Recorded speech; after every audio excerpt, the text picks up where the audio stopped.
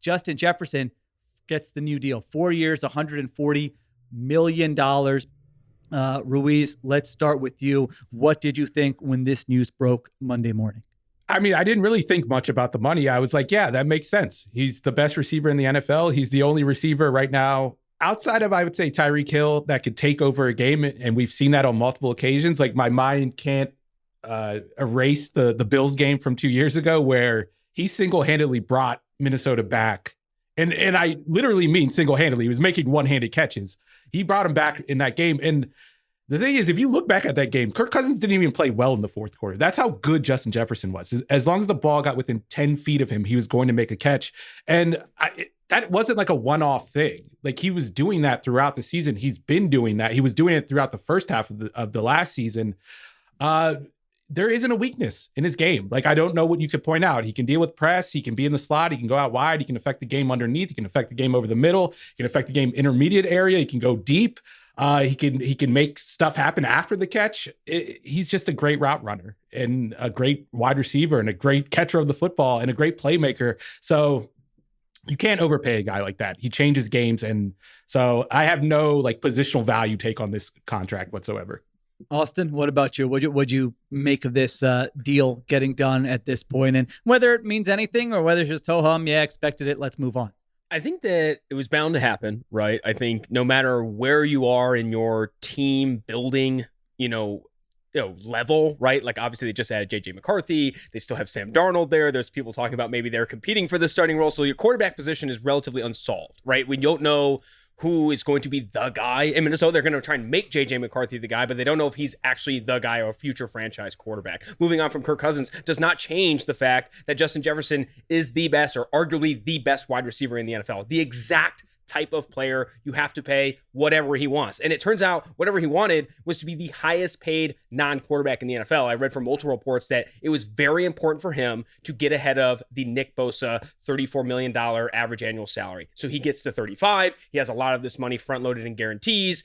It's the right contract. I think it's smart that they got it ahead of CeeDee Lamb, though I think it was always going to come ahead of CeeDee Lamb. There were reports that they were going to come near a contract before last season, before those broke down. He gets $35 million AAV. No one's worried about that. Justin Jefferson loves that. I think the Minnesota Vikings love that. I think the only other real comment I have on this contract is even when this gets big, right? When the cap hit gets big, for 2024, it's only $8.5 million. For 2025, it's only $15 million. $15 million, only 5.6% of the current cap in the league. Then in 2026 and 2027, it gets to $39 million and $43 million. That's still on the current cap, which we know is going to continue to balloon as the NFL makes more money and another streamer gets involved. Here comes Christmas Day games. Here comes the day after Christmas games. Here comes Netflix. Here comes Peacock.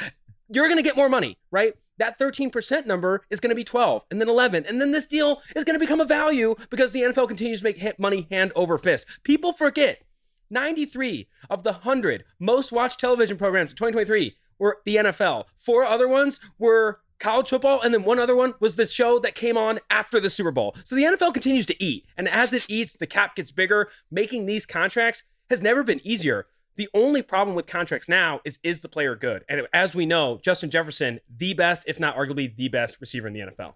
Yeah, I agree with everything you guys said. I mean, this would be an easy, the only thing that I'm wondering is why did it take until June 3rd? If I'm the Vikings, this seems like it would have been easy business. You have a player in his prime. He's entering his age 25 season. He's the best at what he does. It's a premium position. And yes, you can easily justify paying him as the top non-quarterback in the NFL. So $35 million per year, as you mentioned, according to Pro Football Talk, it's 88.7 fully guaranteed at signing. Although I kind of look at this as a quarterback contract where it's does the guaranteed money even matter? He's going to get under what scenario are the Vikings we want to release you, but man, this guaranteed money that we owe you, no, he's going to play out this contract under almost every scenario. And then, by the way, he'll enter age 29 season. He'll be up for another deal there. He'll probably get extended before that. So yes, made sense for the Vikings. Makes great sense for Justin Jefferson. A win-win regardless of where they are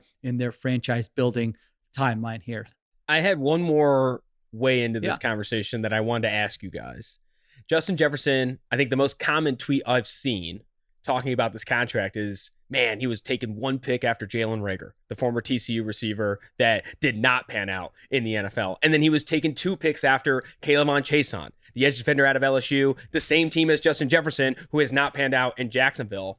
Is this continued, the draft's a crapshoot, no one knows anything, or is there actual lessons to learn from Justin Jefferson, who is the 5th wide receiver taken in his draft class, now becoming the highest paid receiver in NFL history, though I think that context is kind of bullshit because every receiver contract ends up becoming that. But like, is there any take, maybe Steven or Sheil, whoever, like, is there anything to take away from this? Or is it, again, just another example that no one knows anything?